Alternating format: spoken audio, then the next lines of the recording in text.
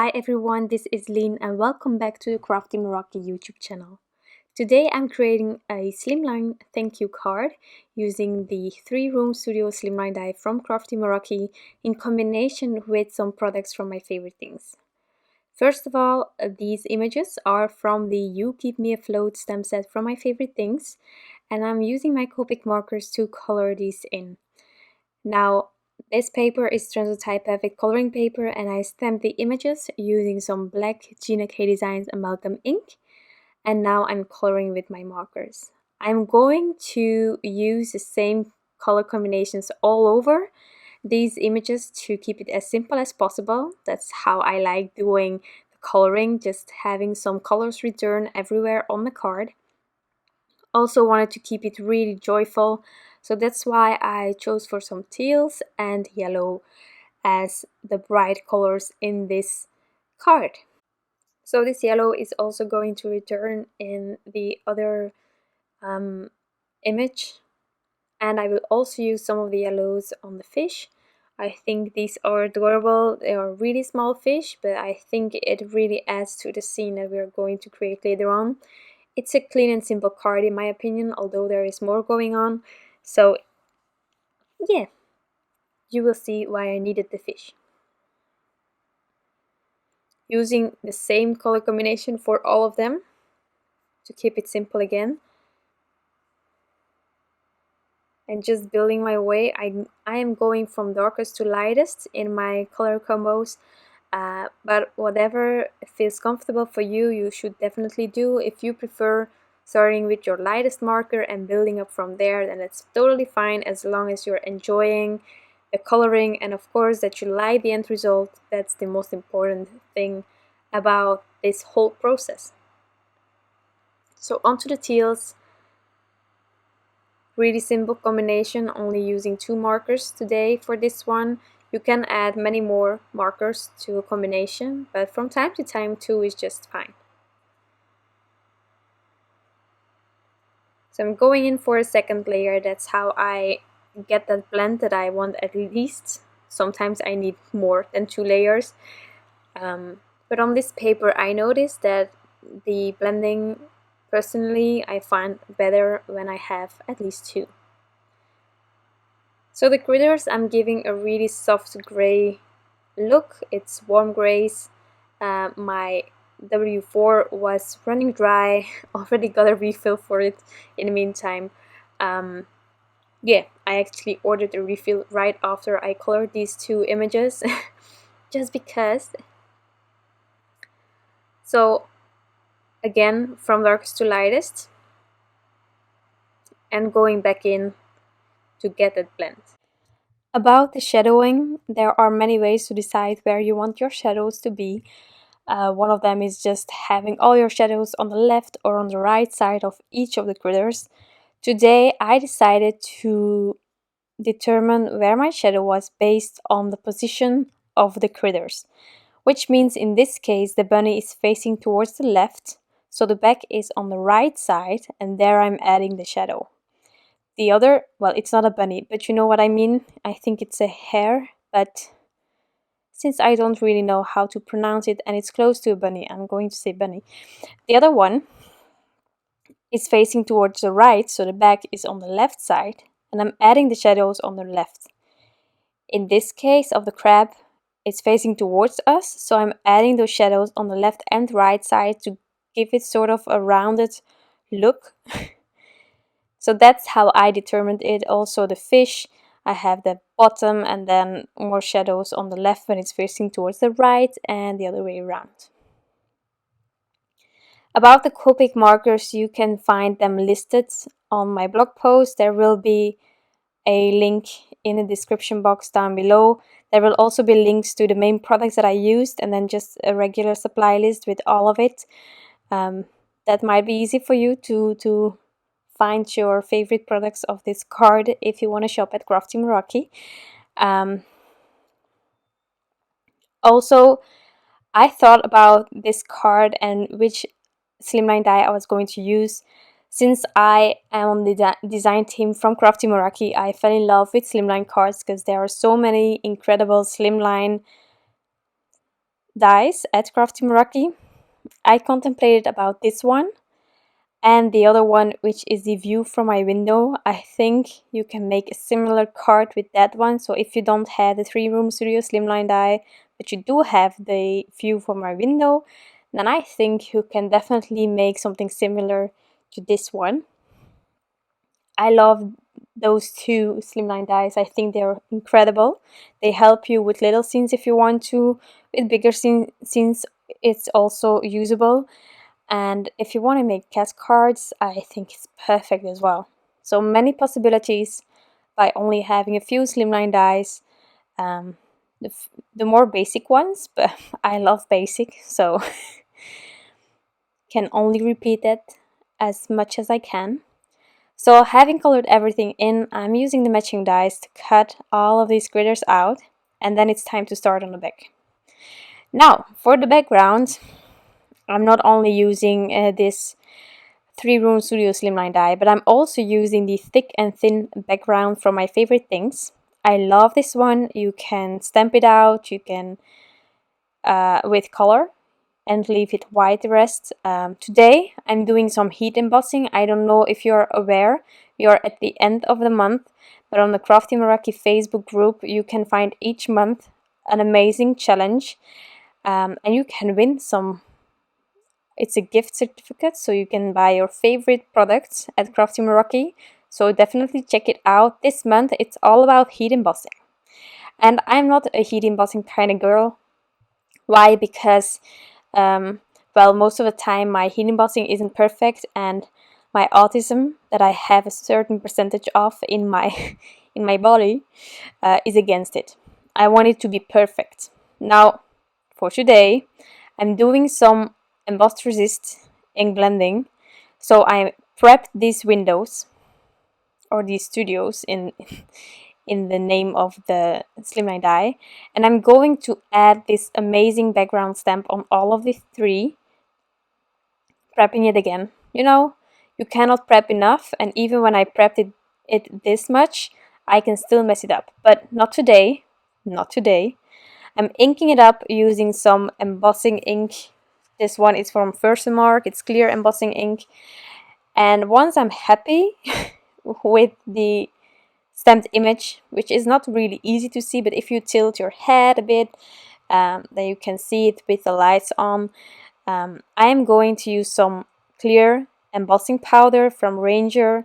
It's a super fine detail that I have. I don't have a lot of embossing powders, but this one I have. And I'm going to cover these 3 studios, room studios, I don't know, these die cut elements from my slimline panel. Adding the clear embossing powder on all of 3, then I will heat emboss them all 3. And then we can do some ink blending.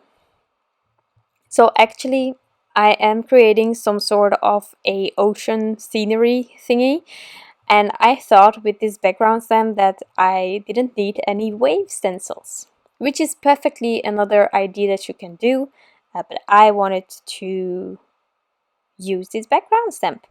And these lines can work perfectly as waves. It also adds something interesting to the background, and I love this background stamp again, so why not use it? I'm making sure that everything is melted, burning my fingers in the meantime. Yeah, it's part of the heat embossing. Normally I use tweezers, but I tried it, and then, yeah, too much details with this background. Now for the ink blending, I'm using Tumbled gloss and Peacock feathers today. The Tumbled gloss will be for the sky, and I started way too dark, so I'm changing it up later on. So the idea is that the top window in this slimline panel is one scenery where you have a lot of sky and then a tiny bit of ocean. And in the 2 bottom ones, but you can twist it around if you want to, but I am using the 2 closer to each other on the bottom of my slimline. Those will be one scene where there is a whole lot of ocean and then a tiny bit on the top, and then completely the bottom one. So this one is for the bottom. And then a little bit of ocean on the bottom part of the other ones. There will the other critters be sort of floating on, and then you have the rest being sky. Also, the mat that I'm using underneath these three is the media mat from Waffle Flowers. It's really handy, you can clean it off really easily. This is the mini one, there is also a bigger one, but so far I only have the mini one. So for your slimline dies, if you like ink blending on the slimline panel as well, I recommend the bigger one, because it doesn't fit on this one. But most of the time I am perfectly fine with the mini one. Also, you can do some mirror stamping on top of it, which is not my forte, and then I also don't have the dies, so that's an issue for me, but it's an option and I think it's amazing. If you want to do mirror stamping and you don't have a stamp that is like full on the back to help you, then that can be a solution. My sentiment, there were a few mistakes sort of. I think a bit of dust on my sentiment when I started stamping. Just fixed it with a white jelly roll pen. And now I'm going to inlay these three room studios. Well, you know what I mean. I temporarily added the slimline panel on my card base using the dot runner there, so that I could easily inlay these three items. And then I'm going to use a bit of foam tape to add on the back of the rest, so that I have dimension. Always lovely. And I'm going to cover the back completely, you know me. You don't need to, but I prefer to.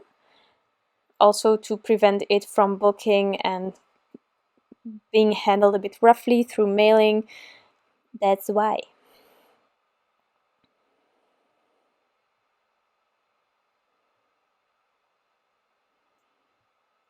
And once I have this foam tape everywhere, I'm going to add it to my slimline card base, making sure it is aligned straight. Always really terrified of that because foam tape is really sticky. That's why I prefer, when I'm doing a regular card, to use an adhesive roller. It's also permanent when you leave it on there, but in the beginning you can still peel it off if needed, which is a bit harder with foam tape. If you're really terrified, then you can also add some liquid glue on the bottom of the foam tape, and then you still have some wiggle room. But I was too lazy today to do that, so I just went for it and I was lucky. That being said, I'm going to try to do the layout now, figuring out where I want everything. And then those fish will be in that bottom window frame, however you want to call it. It's going to be there.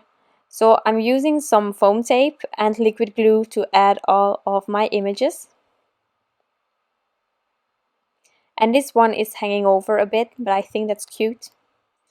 If you don't like it, you can trim it off or just place it a bit more towards the right so that nothing is hanging off. And then I'm making sure to add enough foam tape on the back of this critter. Normally I use thin foam squares if I can, but this foam tape is a bit higher. So when I want these images to have the same height as the frame, I need to use the same adhesive to get it at that height. So once I'm happy with the amount of foam tapes on the back, I'm going to remove the backings, add some liquid glue there where there is an overlap with the frame, and then add it.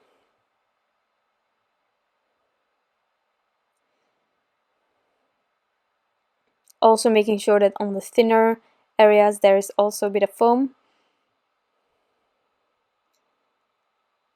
And then we can glue it on top of our card base. Now onto the fish. And then I am going to add some details, of course. You could already guess it. I am going to add some bubbles to this card. Why? Bubbles? Just because. We have the water and all those things, and I thought that it was nice. Also, these are iridescent ones, which I love. But even just clear ones would be lovely. I think with the water effect, here at the fish, I try to sort of have the bubbles come out of the mouth of the fish. Well, ideas. So I'm just making sure that I like placement. It was a bit fiddling. I didn't want to go overboard, but at the same time I wanted enough of the bubbles to be there. But I will not stop here. Normally I say, and that's it, but not today. Today I'm also going to add glossy accents once these bubbles are adhered. Glossy accents will be added to several details of this card, to the boat, to the hat, to the, I don't know what that upper one is sitting in, how that's called in English, but the safeguard thingy will also get glossy accents. And that is it.